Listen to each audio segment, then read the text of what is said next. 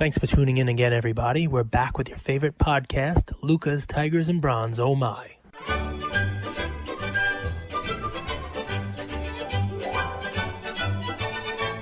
Luca Nation. We want to welcome you guys back to one of our bread and butter episodes where Cage and I, we talk to you about what's going on in the hobby, some current events, and we each bring you a play that's a moneymaker. And in the last few months, there's quite a few that have just exceeded any of our expectations. But I'd also thought about something else, And if you guys look back at some of the plays we've had just even in the last 3 to 6 months, what's really interesting is if you kind of look at it as you're building your portfolio, right? You're building your equity and bond and treasury and commodity portfolio. You have a little gold, you have a little oil, you have some corn and soybean in there, you have some aggressive stocks, you have Facebook and Apple, you might have a treasury bond. The point is, it's not always even about the securities that overperform. That's great. Those are going to drive your returns. But you know what's going to crush returns? Securities that go down 50%. Because if a security goes down 50%, Cage, how much does it have to go back up to get to the 100. initial It's got investment? to double. And that's a big deal. And I think what I'm more proud of is my plays haven't lost you money. My plays haven't gone down. My plays, you can sell today and get the same principal amount out, if not more. And I think that's super important. Now, I want to bring you guys a topic of conversation, Cage, and you tell me if you agree, disagree, and I want to hear your take on it. So today, PSA, the sale was formally announced. Now PSA is a private company. They can do whatever they want. They don't have to report to anybody, not even Nat Turner, perhaps. Who knows? I don't know him. But Cage, do you think that let me go with it this route. I'm someone who studies consumer behavior. I'm someone who's on Instagram, Facebook, on the chats, on messengers.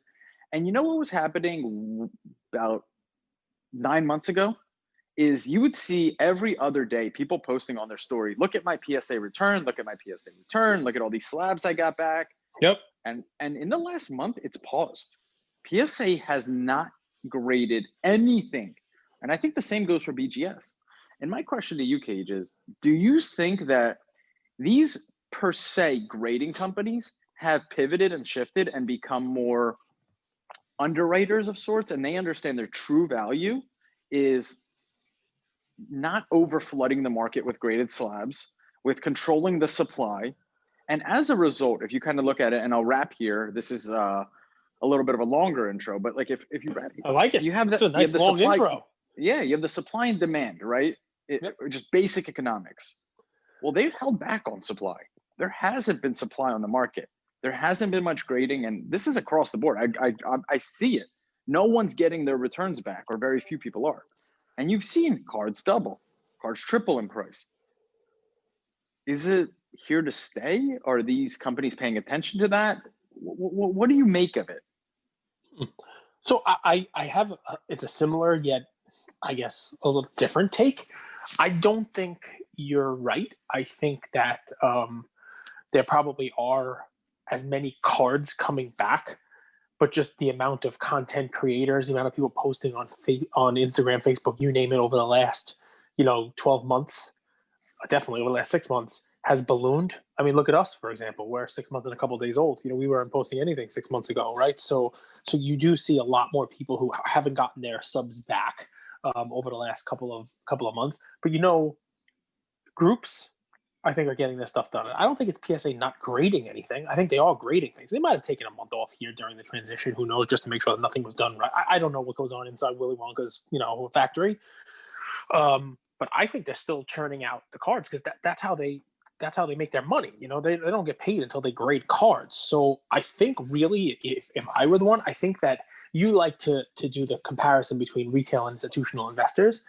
I think what's probably more realistic is that the retail investor, the retail submitter, that's going to be my phrase, is not getting their cards back.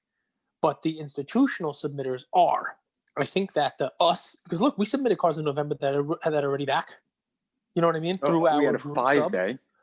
The 20 days are on the way 5-day also, that took right? 65. But that's the next step of this, right? So I think that what they're doing, it's twofold. I think that they're trying to weed out the individual subbers in favor of the group subbers, and I think they are trying to really make their value proposition.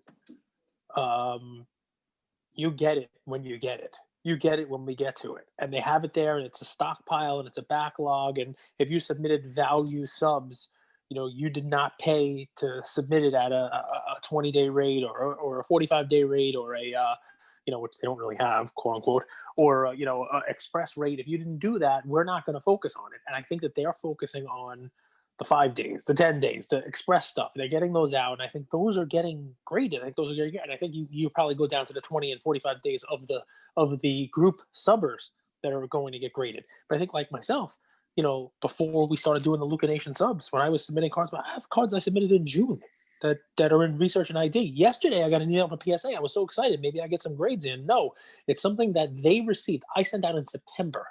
They marked it received in October. I got the email that they finally logged it in from October. We're talking about over 3 months they had the thing. Let's talk about sitting one there. premise. So I think the first premise that should be discussed is they only get paid when they grade the cards. Correct. Right? So here's my theory on that. I think PSA understands that their brand is more valuable than $8 or $14 or $25 that they get per card. They have a ton of cash, and they've made that known. Cash is great, but honestly, a brand is more valuable, especially when you have a lot of cash. I think what they're trying to avoid is, as Ryan actually really elegantly put, a junk slab era, right? And I have a 20-day, for example, I submitted in early August that hasn't popped. In theory, that should be done if their priority is profit. But if their priority is not to flood the market and to, I guess, keep population control, for lack of a better word, intact, they're doing it just right. Because if you see a lot of the cards that have appreciated, I'm wondering if they appreciated just because there's way less supply. Just a theory. Give me an example. Okay. Tatis, Topps Chrome. Soto, Topps Chrome. Those are cards that KK even said they gem at 98%, right? Yep. But those cards have risen, I mean, it's 50, 60%. The Tatis were like $150 cards. You're not seeing a ton of new cards that are graded with if you look at the new slabs, the new White House labels with a 50, 50, 51. Without having the the foresight, without being able to beat down the doors, I think you can't have it both ways.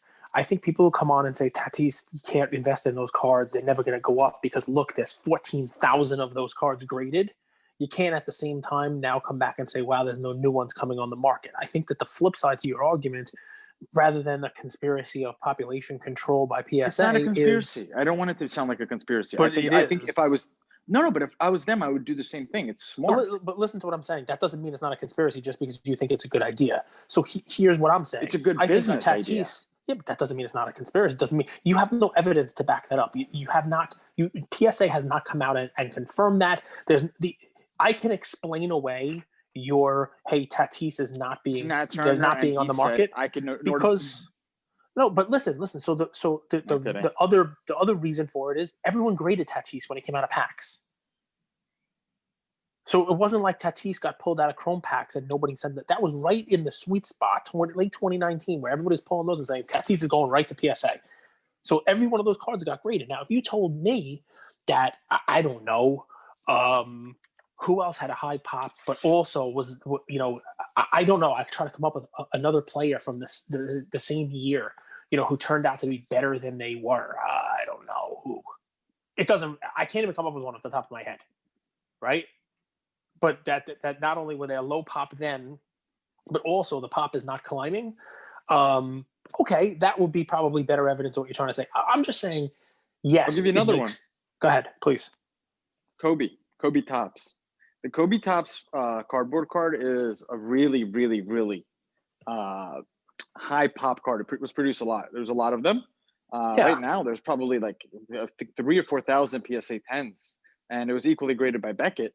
And there's a ton sitting at PSA right now. A ton. Right. Those should have been back. And if those come back and there's way more PSA 10s, You don't see that same run up on Kobe Tops versus Kobe Fleer cards. Listen, it's valid. The point is valid. I think the difficult thing that I'm going to have with that is unless I have the evidence, unless I have, 20 people come to me in response to this episode and say, I submitted on 20-day 10 Kobe 1996s. And we have a bunch of people we know who submitted Kobe's, and they submitted also other things, not Kobe's, not cards like that, that were subbed around the same time, and they've gotten those back. That maybe there's a list of 20 or 50 or whatever guys or cards that PSA is holding back to make the hobby run. Look, it's smart for them. I get it. I get what you're saying. I just have a difficulty with running with this is the way it is, like stating that PSA is doing this without any real data to back it up beyond anecdotal data. I'm not saying you're wrong. I'm just saying I don't want to put it out there in the universe and say PSA has announced that they are specifically controlling the population. I think if you polled the audience, more than half, the majority would agree with you. I think that most people think that's being done. I just don't like to jump on the, that's the topic du jour. I wouldn't be surprised if that's what's being done, but I also wouldn't be surprised if they don't know what the hell they're doing. So as you guys get to know me, you'll realize these topics that I bring them up, I don't bring them up as like, hey, this is Andrew's word. Yep. I think they're really fascinating to discuss because it's very anecdotal. It's, hey, this is what I see. I want to see if you see the same thing. When I come at Trae and I'm like, yo, this guy is a sell, I wouldn't be holding his cards unless I'm holding RPAs long term. That's actually evidence. I watch those games. I feel confident about that take, and my whole demeanor and tone is way different. We can talk about Trae and Luka in a second, but the PSA one, I'll take my offshoot of this. Whether you're right, wrong, a conspiracy theorist, a nutcase, or you're 100% correct. All of the above. What's the actionable move for our listeners to avoid an issue down the road? Because you're giving A, what's B?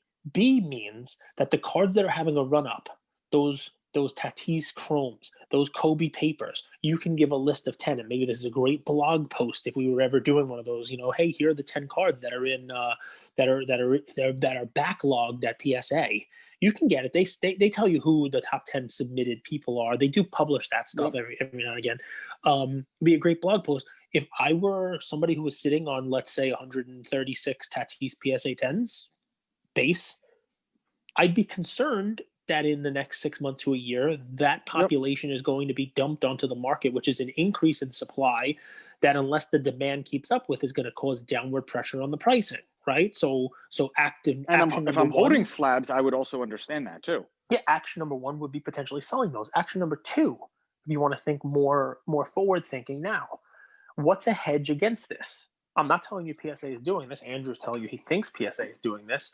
But what's the hedge against it? You know what it is? I think BGS is the same. Numbered cards. Because you know what the universe is. Because every card you're mentioning as an issue here are non-numbered cards. They're bases, they're chromes, they're silvers, they're refractors, you name it. And the issue with those, what makes your population control something that PSA might be doing, is because no one's ever going to know the universe of that card. So they're creating a fictitious universe of it. Their population control doesn't exist as much on numbered cards. You know what I mean? Because everybody knows you won't know what the population of 10s are per se, but you know how many were printed. So the best investment I think you can make is in yourself and is in education. So my take on this is simple economics. When it comes to economics, there's just supply and demand, right? Yep. And PSA controls the supply side of that equation. Almost, I would say, 75 to 80% of the supply side of that equation. And on the demand side, you have guys like Gary Vee, Adam Lefkoe, influencers who are able to, Steve Aoki, Rob Go, others like that, who are able to bring new people into the hobby. So you brought a lot of topics up, right? So here's some impromptu kombucha with Andrew. 1, influencers. If you have at least one eyeball and a half an ear and know how to turn on your phone, you have seen influencers over the last week talking about sports cards. You have seen the pump of the LeBron Chrome rookie card. You've seen, look at me, Gary Vee.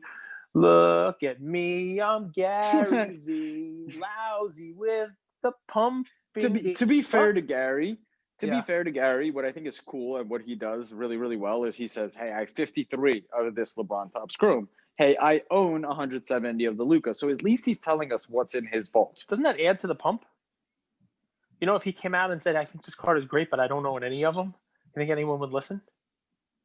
I mean, doesn't that add to it? I mean, I love Gary. You know that. We've had Gary on. Gary's the greatest person on earth, and he is literally in a rock and a hard place on this because he wants to collect. He really does love the sport. He loves the nostalgia of it. He loves the collecting. He loves the game. He loves flipping. He loves all that stuff. I will tell you, he does not like moving the market. He would love to be somebody who could operate in the shadows. He's just not able to. So this is not an indictment of Gary. But what do Can you I think? tell you what I think Gary loves the most? I think he likes making people money. This is if you guys the kombucha remember, with Andrew. I think what Gary really loves is helping people make money. Because, guys, if you remember, the prequel to all of this was going to garage sales and making money, buying and flipping. He had the show Trash Talk. So in 2017, the hobby was just like in its infancies relative to what it is now. And Gary was telling you guys, yo, go to garage sales and find underpriced things and then sell them on Facebook Marketplace and things like that. That was his preview to all of this. So I think his real goal is to help people make money. And it's he is in a, what is it called, between a rock and a hard place because he wants to talk about, you know, Tyler Hero. And he says, I don't know any Tyler Hero. He hates Tyler Hero. But I get it. Tyler Hero's he's a big target on his back. So let me roll that into the next question. Does he hate Tyler Hero because you found Tyler Hero and he didn't? And the follow-up to that question is, talk to me about, you are an amateur psychologist. That's why I love the best about you, right? You know, you read a book, you took a class, you know, you looked at some stars, and you became a psychologist. You know, Psychology 101, you were in it for like 3 days, you audited the class, the teacher threw you out, you smelled of weed. And so you're a psychologist, right? So talk to me, right? So here's the fun of it, right? Is there something to the I'm the first one here?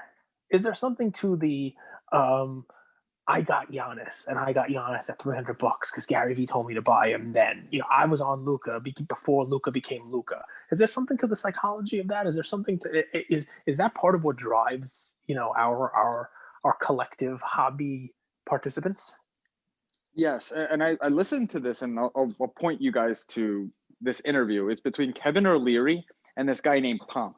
Pomp is he's a really intelligent guy. He's only 32. I think he's had experience in angel investing and private equity. And Kevin O'Leary's a shark. And they were talking about Bitcoin. And they were talking about early adopters of Bitcoin and the price discovery of Bitcoin, right? And price discovery means when you find something that's you think is undervalued relative to its impact on the world, what its contribution could be, you get to see that price discovery in front of your eyes. So I think that's what happened with Tyler Hero. When you're first in on the action, you get to see the price discovery in front of your eyes. So when you're in a Tyler Hero for $15 or a base Prism, and you know that that ratio relative to Ja and Zion doesn't make sense, you buy in early, but then you get to see the price discovery. You get to see that asset go from 15 to 35, then drop back down to 30, then go to 50, then drop back down to 40, then go back up to 75, then drop to 65, then go to 95, and then you start questioning, is it overpriced, right? But when you get in early,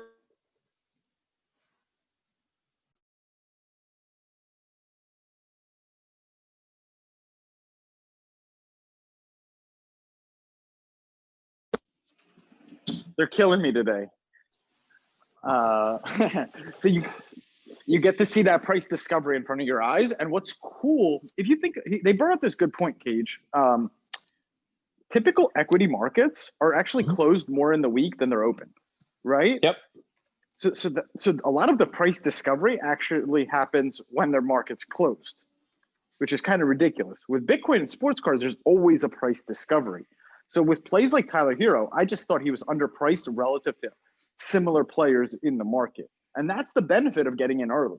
There's a benefit of, there's also drawbacks of getting in early. You could get in early and completely whiff. Yep. But now at the current price, after we've seen all that performance from Tyler Hero, I agree he's overpriced. But when we were buying him for $15-20 for a raw card, or his Prism PSA 10 was like $200, we're like, he's underpriced, and let's see where the market settles on him once he becomes a little bit more relevant. I'm So I not don't know if quite that sure he's answers your question. overpriced. So far, he's done everything you could ask him to do and more. You know what I mean? I'm not sure he's overpriced. You want to tell me, some other people are overpriced? Sure. Kobe White seems to be overpriced right now, For sure. But When I say heroes look good. when I say overpriced is I compare it to their upside, right? So like Zion, okay, you could say he's a little bit overpriced, but then we had that conversation where you said, look at his upside, Yep. right? What is Yep. Tyler Hero's upside? He's a 6'5" white guard. Yep. So like All he's right. not super athletic. He has a really fundamental game. He's icy, and he could pull up from anywhere. But his upside is a lot more capped. I think Kobe White is the same. Yep. I appreciate this type of a conversation, right? Because it's something I've thought about over the last couple of days. And guys, listen, Luka Nation, we hope we're not going down a rabbit hole and we bore you on this. So we hope you didn't, tune in just to get some picks, and we'll give you those picks. Trust me, we will. But part of those picks comes with this psychology, right? And my last couple of days of chatting, just yesterday's episode alone, we talked about Top Shot, and I've mentioned it, and I've gotten messages from several folks in our community who said, "Hey, I'm the one who told you about that. I'm the one who asked on Coffee with Cage a couple weeks ago. Hey, that was my idea. I'm in it, and I'm buying this, and look at this, and blah blah blah." We get a lot of messages, and we got a group going on, and we're doing that. And I talked about Harry Potter cards yesterday as a play, right? And I got messages. Hey, what about this Harry Potter card? Or hey, what do you think of the artwork? Or hey, is this the box you were talking about? Or give us some more detail on this. And I think both of those things stem out of this.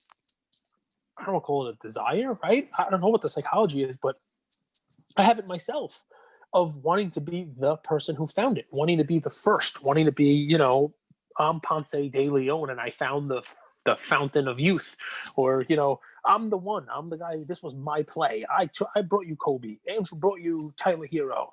Hey, I was on Devontae Graham when it was $3. There's a lot of that in this hobby, right? It's like it's like finding that song before anyone else listened to it, right? And be like, you got to listen to that.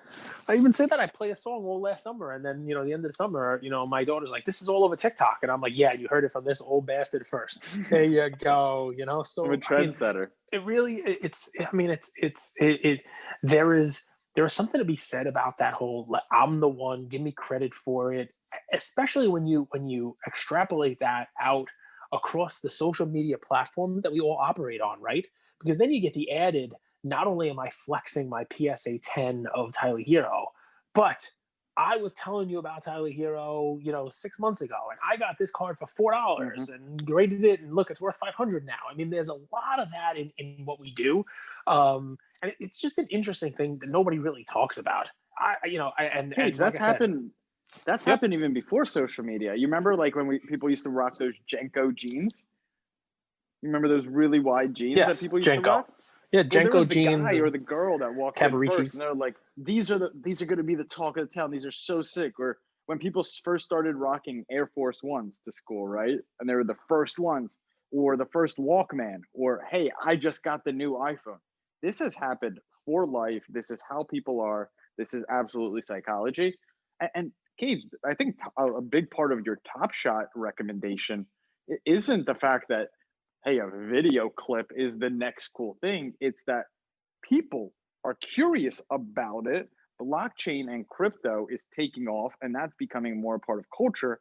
And we have this intersection of sports moments, nostalgic sports moments that make you think of something, and blockchain. And I think your play on Top Shot revolves around as much about human psychology as it does anything else. You know what? I agree. Listen, I agree 100%. And I mean, I started doing it myself, and I'm like, all right, and what's funny about it is one of the, I don't want to get into Top Shot because I have another question to ask you. But one of the sets they built was called Early Adopters. You know what I mean? Because it's, like, hey, it's for the early adopters of the platform. And, here's a moment of early adopters. I mean, it's really is just, it's just one of those things you got to think about even when you're thinking about making your investments, right? We've seen it already for the whole last year. It's been this, All right, well, vintage is going. What's going to be the next vintage basketball? Okay, it's vintage football. What's going to be next? Okay, go to Pokemon. Okay, go to roll into Dragon Ball Z. You know, I was on Dragon Ball Z, and Bro Namath was on it, and you know, so I mean, really, what am I telling you guys? Make sure you listen to us every day because we're going to give you the ideas of what's next and what to be first on, and you're going to be able to flex on Instagram at some point this year and say, "I heard Andrew talking about this before anybody else." So that's the benefit of having a daily podcast. Now, I saw some great content today. I don't know who this handsome, delicious individual was who was posting this. I told you so. I told you Trae was crap. I told you so. I got this Trae's our not account. crap. I got Better this. than I could ever We be. got this death threat from Lamine James about we should never talk bad about Trae again. You know, my kid is kidnapped. You know, I gotta give him Trae Young, red cards, PSA 10s as ransom. But no, seriously, I saw you post, and you kind of feeling your oats a little bit. You're kind of, you're taking credit. So talk to me about that because you doubled down because we've always had a Trae versus Luka conversation. I think for their careers will always be part of a comparison between the two of them. Not only did you double down on your Trae is not good, Trae doesn't make people around him better and blah blah blah, and that Luka's better. You put out 2 pieces of content: the video about Luka, the video about Trae being crappy, and then you bought a Luka card, a legit Luka stunner. So talk to me. Tell me what's going on in your brain and whether or not there's any of that you want to really double down on with our listeners, because basketball, man. You know basketball really well. Here's really the value, and then I'll add my 2 cents. I've had 2 people in my life that I've learned a lot from, and it's my dad and Cage. Woohoo! And Lamine does this too, and he does a really good job. And I think it's a valuable skill, especially in the world we're living in now, they add humor and levity in situations. I think a really important thing to realize, and I get this a lot, get super serious about things. And it's important to remember, dude, humor and levity is so important. So that's something that people could take away and apply to their lives. And I like that you're giving me credit. You got to give me even more credit right now because anytime that someone says the word serious, I just fought the urge. I was going to, why so serious? And I didn't do it. Now I did it. So I don't give him credit at all because I couldn't even, not only did I do it, but I pointed out that I was going to do it. But yes, a little levity. I think we're in separation season. I think Luka's going to pull away from the rest of the pack. I mean, I think the market cares about winning. Really, really simply put, I think they care about winning. You look at Zion cards. Zion cards are now $650 for Prism PSA 10. Well, yep. Zion's actually playing really well, and Sam and Gundy's playing him into shape.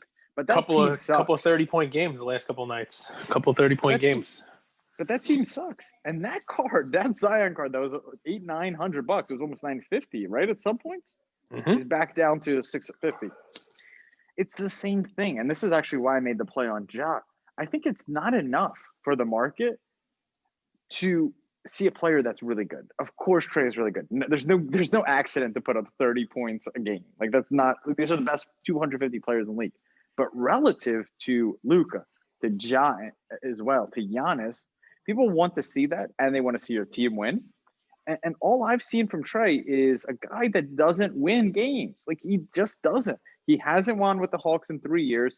He didn't do much with Oklahoma, and that Oklahoma team was pretty good. I thought that Oklahoma team should have went to the Final Four if Trae was as good as he was. I just think there's going to come a time, and look at it this way. You have guys like C.J. McCollum. You have Jimmy Butler.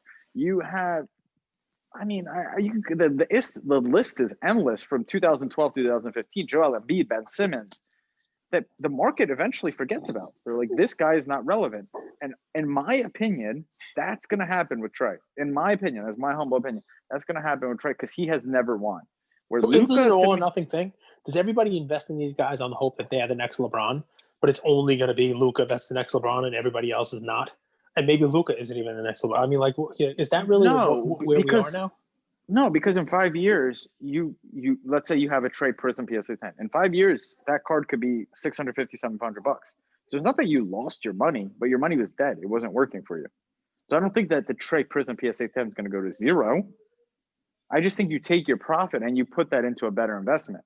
Because if you have your money tied up in an asset that isn't doing anything for you, and has more risk than reward, can't you find a better place to put that money? Back to Gary Vee's video yesterday of underrated, overrated, is there's better places to put that 650 right now that could yield a higher return with way less downside. So give me that's, one. I guess, I used to think Shaq, but the Shaq market confuses me. I mean, yesterday's play, like, you think about it this way, a Tim Duncan card, right? Tim Duncan PSA 9, which has a way lower pop than most of these Prism PSA 10s. That's like a $300 card, $350. I'm going to give one. I'll roll right into my play, because my play is a creative one, and you just hit what I think should be a topic of today's episode. It's the market cares about winning. I love the sentence, right? I love it. And we've talked about I'm going to give my card right off the bat, and then we've talked about the cycle of it, right? And we've brought this up a bunch of times, right? And it is a great lengthy blog post. It is a great write-up in this. And it's the Josh Allen Prism Rookie PSA 10. Okay. I had this card and sold it in the lead up to the season. And in the beginning of the season, it was between $400 and $600, depending upon, when you sold it, how close to the season, you name it. But let's just call it a $500 card, and we'll round it to that.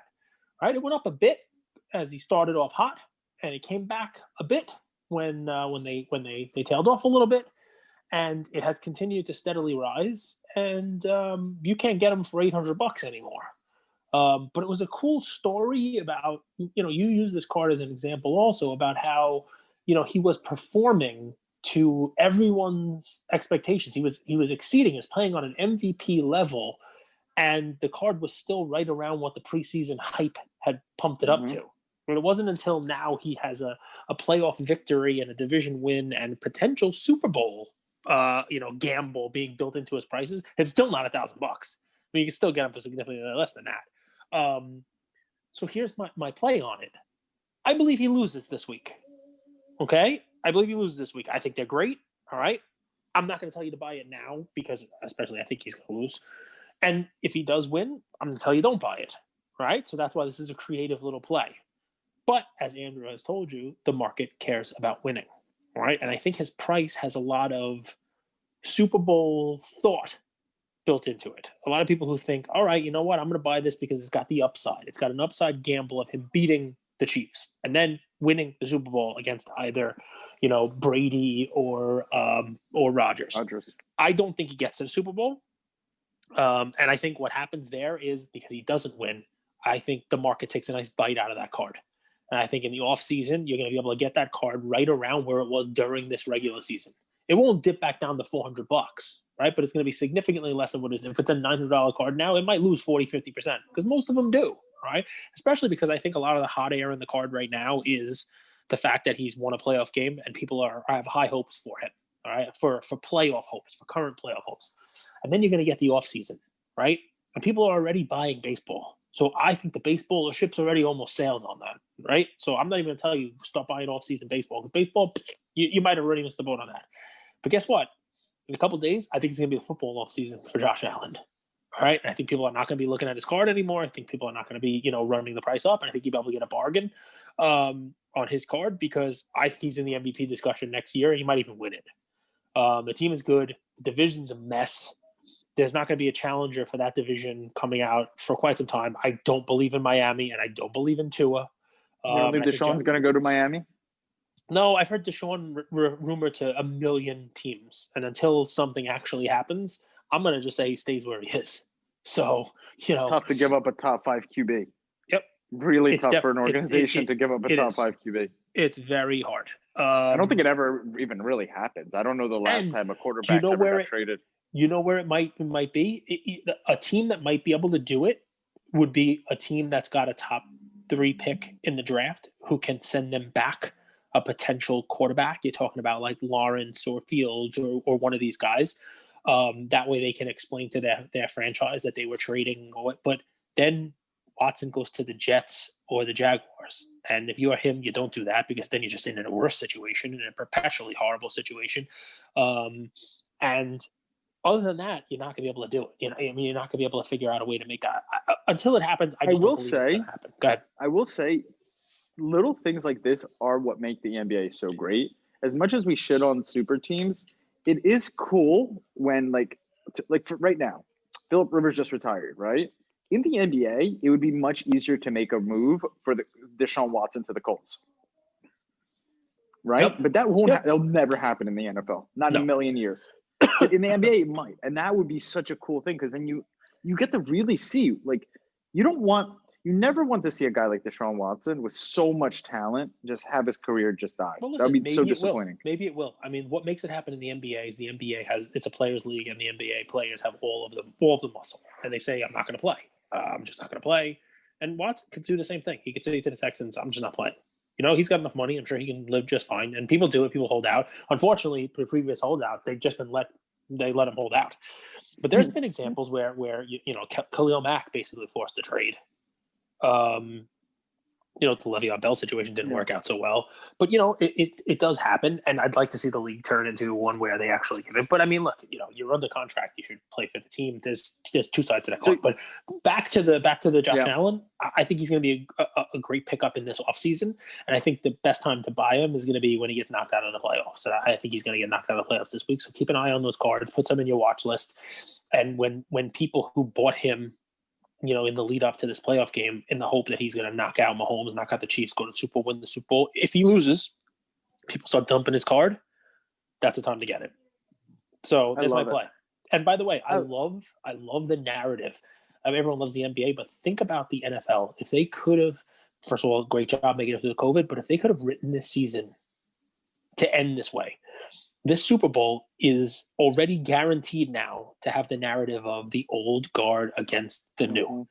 So you're going to look in the NFC, it's Brady and Rodgers. So you're getting one of the all-time swan song type of, old guard statue quarterback who's going to stand back there. Rodgers moves around a little bit, but not as much as he used to. But he towards the end of his career here now, he's made his money with his arms. Against the other side of the equation on the AFC, it's got two of the young gun, new, mobile style, strong arm, do everything type quarterback. You're going to have that old guard versus the new in the Super Bowl. If I'm the NFL, I'm thrilled about how the narrative is kind of rolling out there. So it's exciting. I'm not a big believer in the Bucs. I think Rodgers Bucs look good.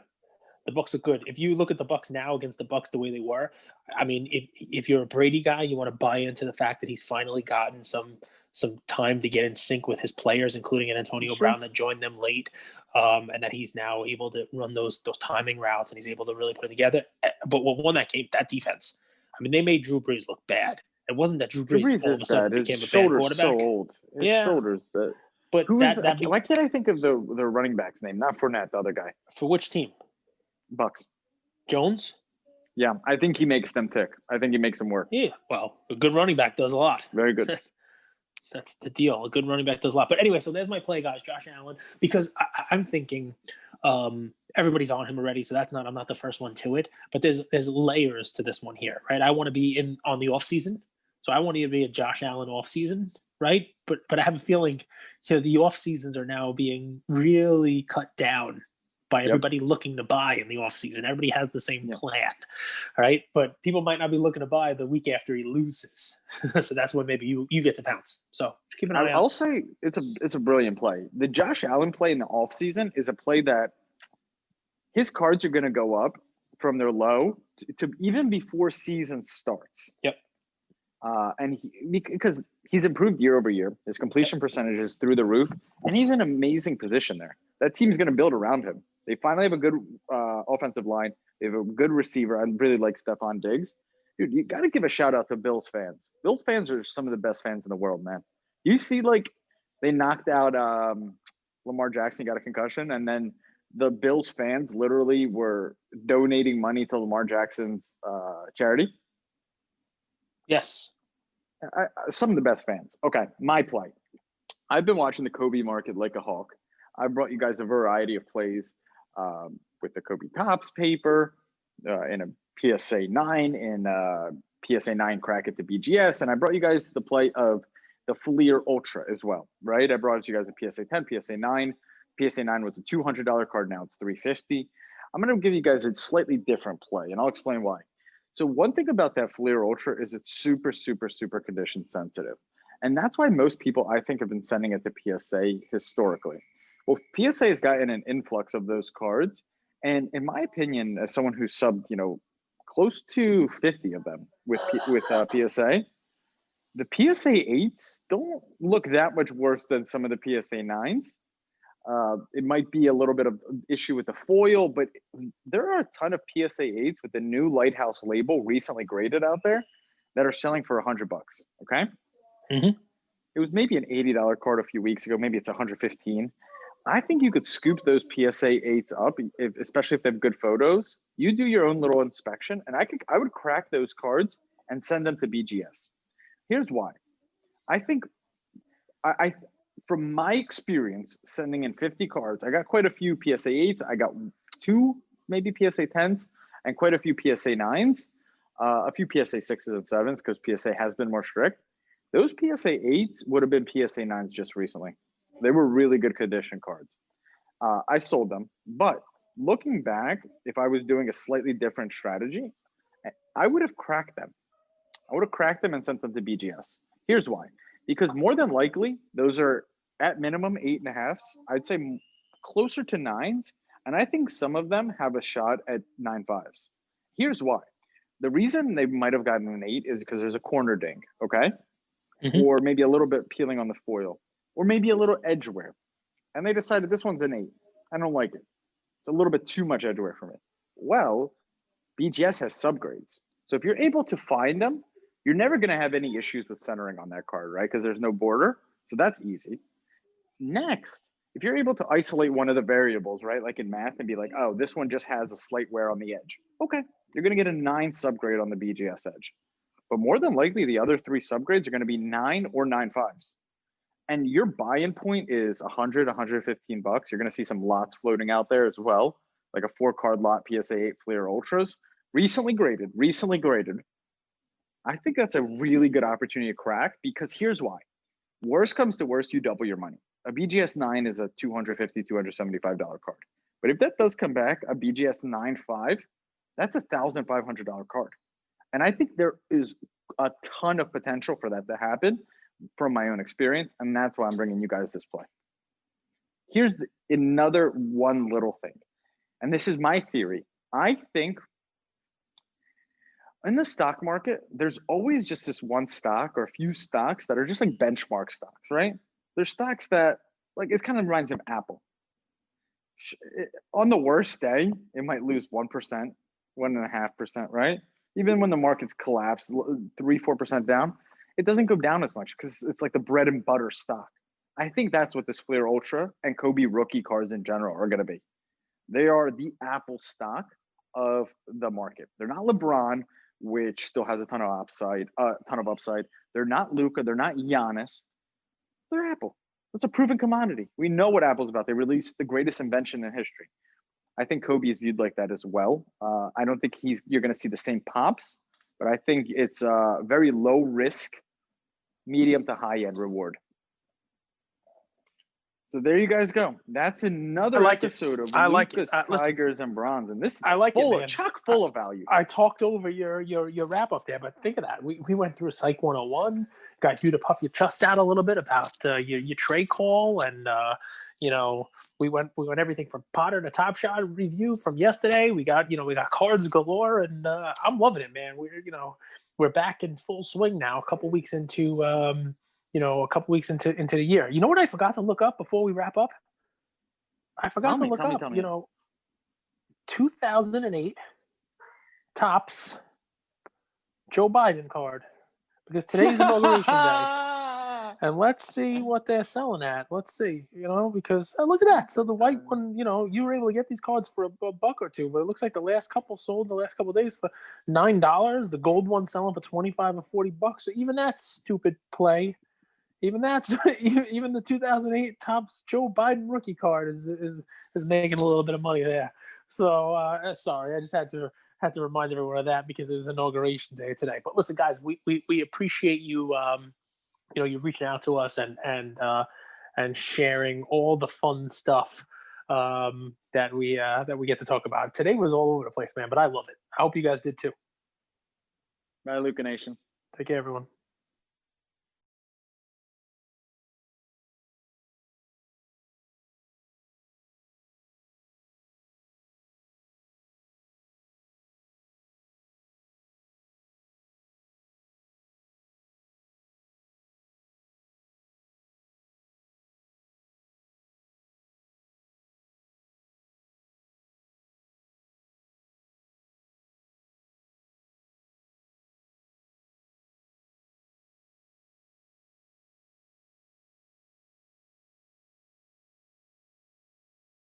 Thanks for tuning in again, everybody. We're back with your favorite podcast, Luca's Tigers and Bronze. Oh my.